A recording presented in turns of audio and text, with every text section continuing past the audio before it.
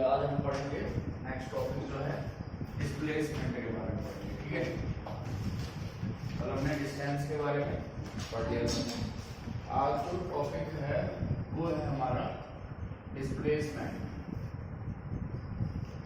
कल डिस्टेंस को मैंने बताया था, तो आज हमें क्या पढ़ना है? डिस्प्लेसमेंट पढ़ना है। और जो डिस्प्लेसमेंट है जो क्या होती है? डिस्प्लेसमेंट होती है it is the shortest path length. It is the shortest path length between initial point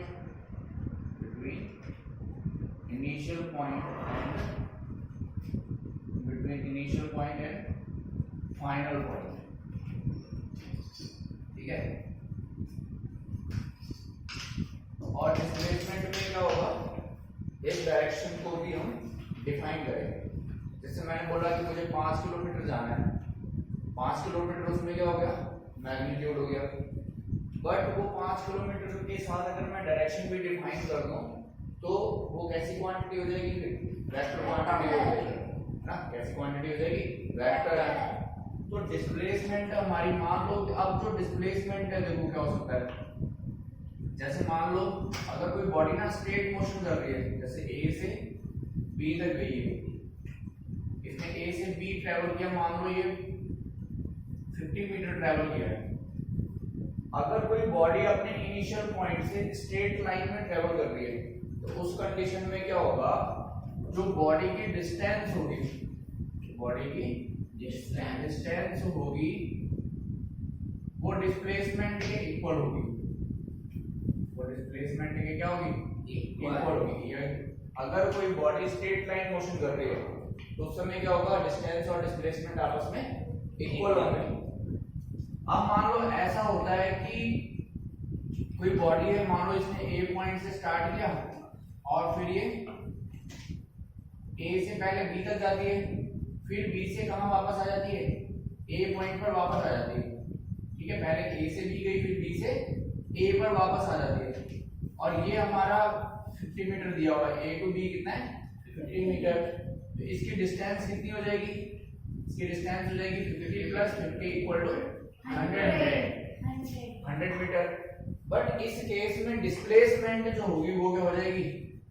zero हो जाएगी। क्या हो जाएगी? जीरो। डिस्प्लेसमेंट जीरो कब होगी? अगर जिस पॉइंट से बॉडी ने स्टार्ट किया, अगर इसका इनिशियल पॉइंट और फाइनल पॉइंट दोनों क्या हो जाए? सेम हो जाए। मान लो बॉडी ने ए पॉइंट से चलना स्टार्ट किया, पहले ए से बी जाती है, फिर बी से कहां वापस आ जाती है? ए पर। तो उसकी डिस्टेंस तो हमने देखना है कि उसने टोटल ट्रेवल कितना किया है। बट डिस्प्लेसमेंट में हमने ये देखना है कि इनिशियल पॉइंट और फाइनल पॉइंट के बीच की डिस्टेंस कितनी है। तो डिस्प्लेसमेंट, अब इसका इनिशियल पॉइंट भी ए है और फाइनल पॉइंट भी क्या हो गया? ए हो गया। तो डिस्प्लेसमेंट कितनी हो जाएगी? जीरो हो जाएगी। तो हमें एक ध्यान रखना है, डिस्प्लेसमेंट जो हमारी होती है शॉर्टेस्ट डिस्टेंस होती है between initial point and final point. इसकी एसआई यूनिट की बात करें तो एसआई यूनिट इसकी भी मीटर ही होगी। क्या होगी? मीटर, क्योंकि शॉर्टेस्ट लेंथ है तो एसआई यूनिट इसकी क्या होगी? मीटर होगी। और ये कैसी क्वांटिटी है? Vector quantity. क्योंकि वेक्टर में इसमें हम डायरेक्शन, वेक्टर क्यों है? क्योंकि इसमें हम डायरेक्शन को डिफाइन करेंगे। मान लो ऐसा था ना, ये जीरो कैसे आया होगा? डी डिस्प्लेसमेंट को कैपिटल डी से शो करेंगे। जीरो कैसे आया?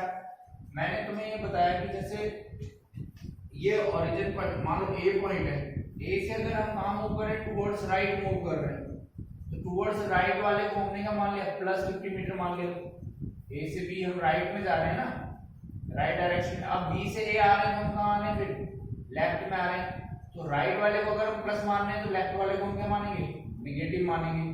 अगर हम यहाँ पे टोटल निकालें तो टोटल कितना आएगा? 50 प्लस माइनस का 50, तो टोटल कितना आ जाएगा? जीरो।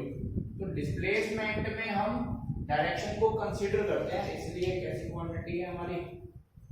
Vector quantity. और जो डिस्टेंस होती है उसमें सिर्फ हमें किससे मतलब होता है? मैग्नीट्यूड से मतलब होता है कि वैल्यू कितनी है, इसलिए वहां पर हम क्या करते हैं? उसको स्केलर क्वांटिटी बोलते हैं। ठीक है, इतनी बात समझ में आ गई है? तो ये डिस्प्लेसमेंट इस तरीके से जीरो आएगा। अब थोड़ी सी मैं डायरेक्शन बता दें, डायरेक्शन सभी को पता ही है, ये वाला याद रखेंगे। इधर क्या होता है? नॉर्थ, ये होता है साउथ, ये होता है ईस्ट, ये होता है वेस्ट, और ये इसका रेफरेंस पॉइंट मान लो यहाँ, ठीक है, क्लियर। तो जहां से हम स्टार्ट करेंगे वहां पे एक रेफरेंस लाइन मान लो, तो हम कहां जा रहे हैं, टुवर्ड्स, मान लो ये ईस्ट जा रहे थे, अब यहाँ पे रेफरेंस पॉइंट मान लो जहां से चलना सर्कल को, तो इधर आएंगे तो वेस्ट में आ जाएंगे। तो अगर एक इधर वाला पॉजिटिव है तो इधर वाला हम क्या मानेंगे, नेगेटिव, ठीक है। तो ये सब नोट कर लो डिस्प्लेसमेंट में। अब डिस्प्लेसमेंट देखो, डिस्टेंस जो है वो, डिस्टेंस जो है वो निगेटिव नहीं हो सकती, ठीक है, डिस्टेंस जो है वो निगेटिव नहीं हो सकती है, डिस्टेंस जो है निगेटिव नहीं होगी, ठीक है। और वो जीरो भी नहीं हो सकती। अगर बॉडी मूव कर रही है तो डिस्टेंस क्या होगी, फॉर मूविंग बॉडी के लिए, फॉर मूविंग बॉडी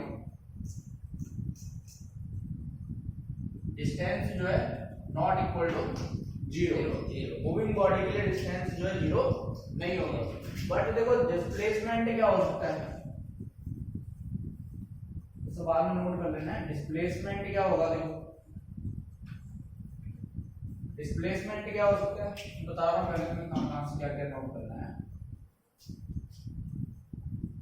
पहले ये नोट कर लेना सब, उसके बाद ये वाला नोट कर लेना, ठीक है, ये वाला, इसके बाद ये नोट कर लेना। डिस्प्लेसमेंट क्या होगा, डिस्प्लेसमेंट हमारी जीरो भी हो सकती है, डिस्प्लेसमेंट हमारी पॉजिटिव भी हो सकती है, डिस्टेंस डिस्प्लेसमेंट जो है निगेटिव भी हो सकती है, ठीक है। ध्यान रखेंगे मूविंग बॉडी के लिए डिस्प्लेसमेंट जीरो भी हो सकती है। कैसे, हम ए से बी गए, फिर बी से ए पर वापस आ गए, मूव तो कर रहे हैं बट इनिशियल फाइनल पॉइंट क्या हो जाएगा, सेम हो जाएगा।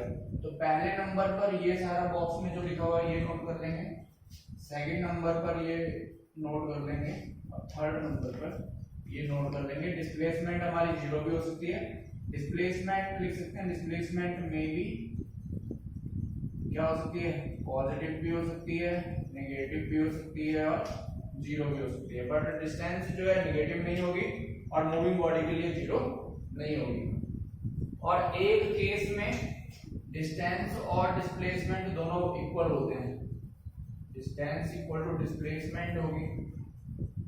किस केस में होगा, ये किस केस में होगा, डिस्टेंस और displacement, when body is moving, when body is moving in a straight path, ठीक है।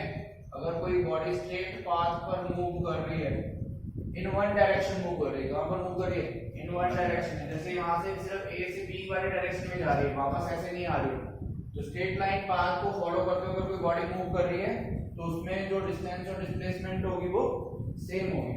और एक रिलेशन और याद रखेंगे कि जो डिस्टेंस होती है वो हमारी डिस्प्लेसमेंट से बड़ी होगी या उसे इक्वल होगी, ठीक है। ये रिलेशन भी याद रखेंगे कि जो डिस्टेंस की वैल्यू है वो डिस्प्लेसमेंट के क्या हो सकती है, इक्वल हो सकती है या बड़ी होगी। कभी भी डिस्टेंस जो है डिस्प्लेसमेंट से छोटी नहीं आएगी, ठीक है। तो ये जितना लिखा हुआ है बोर्ड पर सब नोट कर लें जल्दी से, 1 मिनट के अंदर नोट करो सब, जल्दी करो, ठीक है भाई। इसमें कोई डाउट नहीं है, तो बहुत ही इजी है, जल्दी जल्दी नोट कर लो।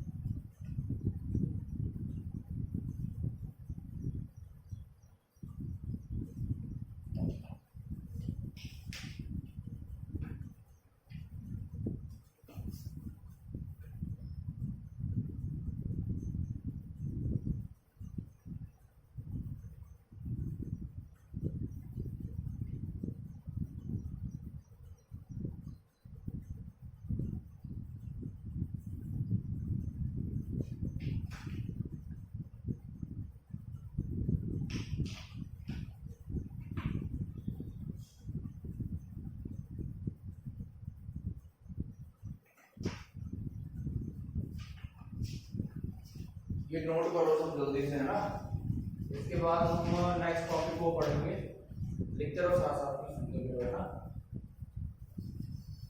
पहले ये वाला पोर्शन नोट कर लो सभी लोग, डिस्प्लेसमेंट वाला, ठीक है। डिस्प्लेसमेंट में क्या क्या हो सकता है ना, मैंने बता दिया। डिस्प्लेसमेंट में हमें क्या कंसीडर करना होता है, हमें देखना है कि बॉडी के इनिशियल पॉइंट से फाइनल पॉइंट तक के बीच की जो शॉर्टेस्ट डिस्टेंस है वो कंसीडर करेंगे। अभी और एग्जांपल से हम बता रहे हैं, ठीक है। जल्दी लिखो।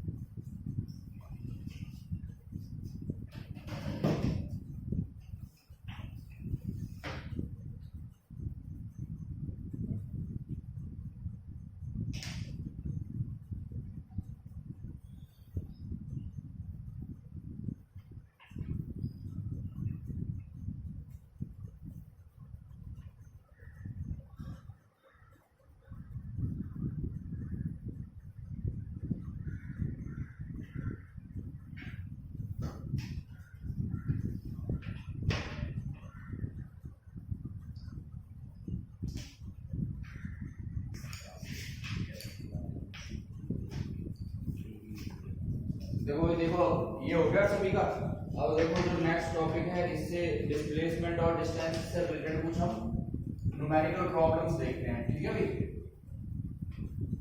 तो मान लो तुम्हें ना इस टाइप की प्रॉब्लम दी हुई है। जैसे मान लो पहली प्रॉब्लम ये है कि एक बॉडी जो है वो सर्कुलर पाथ पर ट्रेवल कर रही है, ठीक है, जिसकी रेडियस कितनी दे रही है, आर रेडियस दे रही है। इस बॉडी ने ए से चलना स्टार्ट किया है, ए पॉइंट से ये ट्रेवल ये कर रही है, और ट्रेवल करते करते उसने मोशन जो कंसीडर की है वो कंसीडर की उसने बी पाथ तक, कहां तक ट्रेवल की है, बी पाथ, ए से बी तक ट्रेवल किया उसने, ठीक है। तो अभी हमसे वो पूछ रहा है कि पहले तुम्हें क्या वो कह रहा है, फाइंड करना है। पहले हमें फाइंड करना है डिस्टेंस फाइंड करनी है हमें, कहां से, ए टू बी फाइंड करनी है। फिर डिस्टेंस हमें ए टू बी फाइंड करनी है, और डिस्प्लेसमेंट भी फाइंड करनी है। डिस्प्लेसमेंट भी हमें फाइंड करनी है, ए टू बी फाइंड करनी है। और ये तो पहला पार्ट है, ठीक है। फिर दूसरे पार्ट में पूछ रहा है, वो बताओ भाई डिस्टेंस बताओ तुम ए टू ए, यानी कि बॉडी मूव करते हुए वापस कहां जा रही है, ए पर ही आ जा रही है। और फिर डिस्प्लेसमेंट बताओ, डिस्प्लेसमेंट बतानी है हमारी ए टू ए, मतलब बॉडी ने ए से चलना स्टार्ट किया, एक राउंड की बात कर रहे हैं, 1 राउंड की बात कर रहे हैं। किसकी बात कर रहे हैं, 1 राउंड की। अब पहले वाले पार्ट में देखो, पहले वाले पार्ट में क्या बताना है तुम्हें कि उसने कहां से कहां तक ट्रेवल किया, ए टू बी। तो डिस्टेंस मैंने तुम्हें बताया था, डिस्टेंस क्या होती है, टोटल पाथ लेंथ होती है। तो अगर ये पूरा सर्कुलर पाथ ट्रेवल करती है, ए से चलकर ए पर वापस आ जाएगी, तो कितना पाथ ट्रेवल करेगी, वो होती है length of circle in 1 round, ठीक है। Length of circle in 1 round.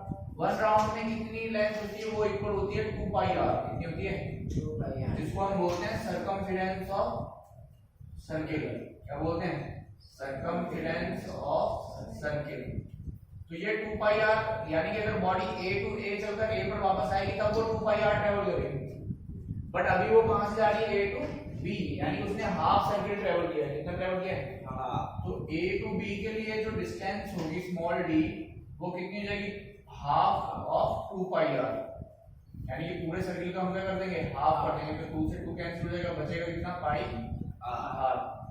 और ये यूनिट लिख देंगे जिसमें भी होगी, अगर वो सेंटीमीटर में तो सेंटीमीटर आएगा, मीटर है तो मीटर आएगा, जो भी यूनिट दी होगी वो आ जाएगी। अब डिस्प्लेसमेंट क्या होती है, ए टू बी में हमें क्या फाइंड करना है, डिस्प्लेसमेंट फाइंड करना है, कैपिटल डी। तो मैंने बताया था वो क्या होता है, इनिशियल और फाइनल पॉइंट के बीच की डिस्टेंस देखनी। इनिशियल पॉइंट कौन सा है, ए, फाइनल पॉइंट कितना है, बी। अब डी जो है वो ए बी के इक्वल है, और ए बी क्या हुआ, डायमीटर हो गया। क्या हो गया, diameter of the circle. Diameter यानी कि ये यहाँ से O तक आया R, फिर O से B तक गया R, तो ये पूरी टोटल डिस्टेंस हुई A टू B उसकी, तो ये डिस्प्लेसमेंट हो जाएगी। ये क्या है? डिस्प्लेसमेंट। इनिशियल पॉइंट और फाइनल पॉइंट के जो बीच की डिस्टेंस है उसी को हम क्या बोलते हैं? डिस्प्लेसमेंट बोलते हैं। तो ये कितना हो जाएगा? R plus R is equal to 2R। ये हो गया। अब सेकेंड पार्ट में देखो उसने डिस्टेंस कहाँ से पूछी? A टू A, तो डिस्टेंस A टू A तो कितनी आएगी? 2 पाई R आ जाएगी। कितनी आ जाएगी? क्यों आएगी 2 पाई R? क्योंकि A टू A उसका एक राउंड कंप्लीट हो जाएगा, तो वन राउंड की डिस्टेंस कितनी होती है? 2 पाई R। और डिस्प्लेसमेंट कितनी हो जाएगी? A टू A में डिस्प्लेसमेंट कितनी होगी बताओ? अरे डिस्प्लेसमेंट 0 हो जाएगी। 0 हो जाएगी ना, वो A से चला और A पर वापस आ गया, तो इनिशियल और फाइनल पॉइंट उसका क्या हो गया? सेम हो गया। अगर दो इनिशियल पॉइंट और फाइनल पॉइंट सेम होगा तो डिस्प्लेसमेंट क्या आएगी? हमेशा 0 आएगी। तो ये A से चला और A पर वापस आया तो डिस्प्लेसमेंट कितनी हो जाएगी? 0 हो जाएगी। सही है। अब नेक्स्ट प्रॉब्लम देखें। अभी 2-3 प्रॉब्लम बता रहा हूं, उनको करेंगे हम। ये पहली प्रॉब्लम थी, ठीक है। नेक्स्ट प्रॉब्लम देखो क्या है। क्वेश्चन ये दिया है नेक्स्ट में, मान लो तुम्हें इस तरीके का पाथ दिया हुआ है, सर्कुलर, ये अब रेक्टेंगुलर हम मान लेते हैं, चलो स्क्वायर पाथ है। कैसा पाथ है? ये A B C D, ठीक है।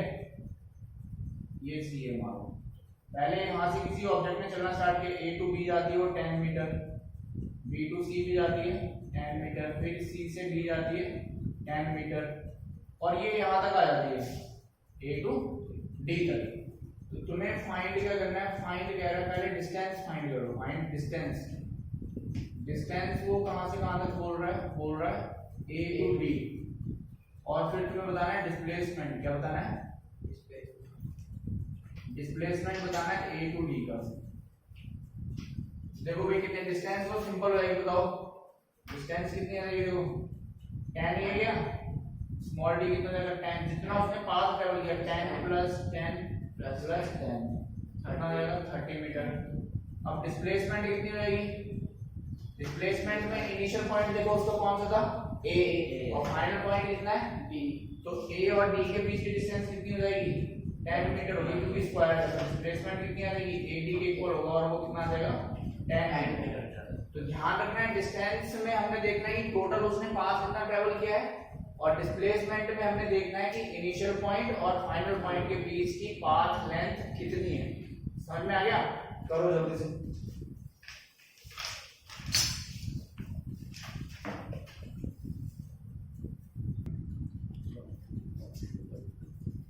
देखो भाई अब एनसीईआरटी की प्रॉब्लम देखो जो डिस्टेंस और डिस्प्लेसमेंट से रिलेटेड है।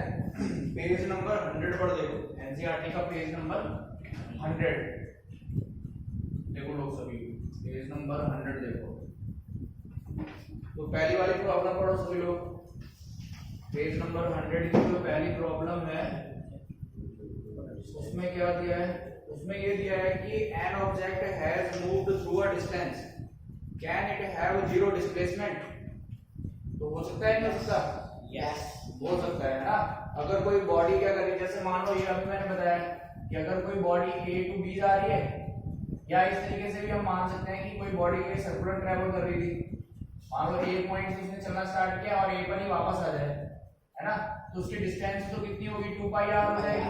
A से A चली और A पर वापस आ जाती है, तो डिस्प्लेसमेंट कितना हो जाता है उसका? 0 हो सकता है। तो इसमें बोल सकते हैं अगर कोई ऑब्जेक्ट जो है उसका इनिशियल पॉइंट और फाइनल पॉइंट क्या हो जाता है? सेम हो जाता है, तो उसकी डिस्प्लेसमेंट क्या हो जाएगी? 0 हो जाएगी। तो ये तो इजी कर देंगे, है ना। तो सेकंड वाली प्रॉब्लम देखिए। सेकंड प्रॉब्लम में क्या दिया है? पेज नंबर 100 पर, ठीक है। इसमें लिखा है farmer moves along the boundary of a square field of side 10 meter in 40 second. ऐसा दे दिया है कि एक स्क्वायर फील्ड है, ये हमारे पास क्या है? स्क्वायर फील्ड है, और एक फार्मर मान लो A से B गया, फिर B से C, फिर D से, इस पूरी बाउंड्री को वो ट्रेवल करता है, ठीक है। उसकी साइड कितनी दी हुई है? 10 मीटर। ये 10 मीटर, ये भी 10 मीटर होगी, ये सारी 10 मीटर होगी क्योंकि स्क्वायर है।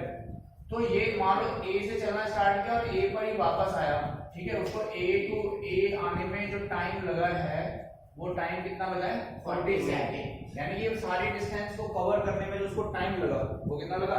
40 सेकंड का। फिर हमसे पूछ रहा है what will be the magnitude of displacement of the farmer at the end of 2 minutes 20 seconds from his initial point। अब अगर मान लो कि वो 2 मिनट 20 सेकेंड के बाद उसकी हम पोजीशन फाइंड करेंगे कहाँ होगी उसकी ना, देखो 40 सेकेंड में वो कहाँ से कहाँ तक आ जाएगा, A to A वापस आ जाएगा, है ना, A to A वापस आ जाएगा। तो पहले हम निकाल लेते हैं, देखो 40 सेकेंड में वो कितनी डिस्टेंस ट्रेवल करेगा, 40 सेकेंड में उसका एक राउंड कंप्लीट होगा 1 राउंड, ठीक है। इसका टोटल टाइम हमें कितना दिया है, टोटल टाइम दिया है, जो टोटल टाइम जो दिया है तुम्हें, टोटल टाइम कितना दिया है 2 मिनट, अरे अभी वो देखोगे ना, टाइम टोटल दिया है 2 मिनट 20 सेकंड, इसको सेकंड में बदल दो कितना हो जाएगा, 2 मिनट का मतलब 2 into 60 और प्लस 20, तो ये कितना हो जाएगा 120, तो ये हो गया और प्लस 20 ये होगा, कितना हो गया 140 सेकंड, कितना हो गया 140। तो अब ये देखोगे 140 सेकंड में, देखो पहले के जो 40 सेकंड होंगे, पहले 40 सेकंड में उसका 1 राउंड हो जाएगा, ठीक है। तो और 80 सेकंड में कितने राउंड हो जाएंगे उसके, 2 राउंड हो जाएंगे। फिर 40 इसमें ऐड करोगे यानी कि 120 सेकंड में कितने राउंड हो जाएंगे, 3 राउंड हो जाएंगे एट सी पॉइंट। और फिर 120 के बाद हमारे पास कितना है 140, यानी कि 20 सेकंड के बाद वो जस्ट हाफ और आ जाएगा, यानी सी पॉइंट पर पहुंच जाएगा। तो उसके 140 सेकंड में कितने राउंड हो गए, 3.5 राउंड हो गए, कितने हो गए 3.5। तो अब अगर मैं 1 राउंड की, अगर हमसे पूछता कि उसकी 2 मिनट 20 सेकंड के अंदर उसकी डिस्टेंस बताओ, हमसे क्या पूछता, अगर डिस्टेंस पूछता, क्या पूछता डिस्टेंस, तो डिस्टेंस तो हम क्या लिख देते हैं, डिस्टेंस होती फर्स्ट राउंड की डिस्टेंस, एक राउंड की डिस्टेंस कितनी होगी 40, हम कितना कर देंगे 3.5 कर देंगे, कितना कर देंगे 3.5, ठीक है। तो इसको कैलकुलेट कर लोगे कितना आ जाएगा, 5 की इसके साथ कैलकुलेशन तो कर ही लोगे, 4 की 5 के साथ करोगे तो 20 और 4 की 3 के साथ करोगे 12 और 2 40, ठीक है। तो ये कितना आ जाएगा, इस तरीके से ये पॉइंट 10 इसका भी आएगा तो पॉइंट यहाँ, तो ये आ गया हमारे पास 140, कितना आ गया 140 मीटर वो डिस्टेंस ट्रैवल करेगा। बट उसने हमसे डिस्टेंस तो पूछी नहीं, मैंने बता दी डिस्टेंस कैसे। अब उसने पूछा डिस्प्लेसमेंट, क्या पूछा डिस्प्लेसमेंट। तो डिस्प्लेसमेंट क्या होगा, इनिशियल पॉइंट ए और फाइनल पॉइंट उसका कौन सा है सी, तो इन दोनों को ज्वाइन कर दो, तो ये क्या होगा, it is the diagonal of the square. तो एसी कैसे फाइंड करोगे, इसको फाइंड करने के 2 मेथड हैं। एक तो हमें जो डिस्प्लेसमेंट लिखनी हो, डिस्प्लेसमेंट हमें पता चल गया डिस्प्लेसमेंट क्या है, वो है डिस्प्लेसमेंट AC, और AC क्या डायगोनल ऑफ स्क्वायर। तो डायगोनल ऑफ स्क्वायर क्या होता है, वो होता है side into root 2, side into root 2। तो साइड उसकी कितनी थी 10 और रूट 2 से इसकी मल्टीप्लाई कर दो, तो ये उसका डिस्प्लेसमेंट आ जाएगा आफ्टर 2 मिनट 20 सेकेंड, क्लियर है। और इसको और भी, अगर ये रूट 2 की वैल्यू पुट कर दो यहाँ पे, नहीं तो इतना भी आप रख सकते हो, तो ये उसका क्या आ जाएगा डिस्प्लेसमेंट आ जाएगा कितने टाइम के बाद 2 मिनट 20 सेकेंड के बाद। ये सेकंड प्रॉब्लम थी। थर्ड वाली प्रॉब्लम में देखो तुम्हें ट्रू और फॉल्स बता रहे हैं। ये कह रहा है कि which of the following is true for displacement, it can not be zero, झूठ बोल रहा है, it can not be zero, displacement तो जीरो हो सकती है ना। तो ये पहली वाली स्टेटमेंट क्या होगी, फॉल्स होगी, क्या होगी फॉल्स। हमें तो पढ़ा था डिस्प्लेसमेंट जीरो हो सकती है, डिस्प्लेसमेंट क्या हो सकती है जीरो। अगर बॉडी किसी एक पॉइंट से चली और घूम घूम के फिर वहीं पर वापस आ जाती है तो डिस्प्लेसमेंट तो जीरो हो जाएगी। ये कह रहे हैं कैन नॉट बी जीरो, तो ये फॉल्स है। सेकंड कह रहे हैं कि it magnitude is greater than the distance travelled by the object, नहीं ये भी नहीं हो सकता, है ना। डिस्टेंस हमेशा ज्यादा होगी या डिस्टेंस और डिस्प्लेसमेंट एक केस में इक्वल हो सकते हैं, लेकिन कभी भी डिस्प्लेसमेंट जो है डिस्टेंस से ज्यादा नहीं होगा। तो सेकंड स्टेटमेंट भी क्या होगी इसकी फॉल्स होगी। तो ये जो तुम्हारा था, ये पेज नंबर 100 पर जो 3 प्रॉब्लम दी हुई है, तीनों के मैंने सॉल्यूशन बता दिए। जल्दी से कॉपी करो इसको, लिखो जल्दी से।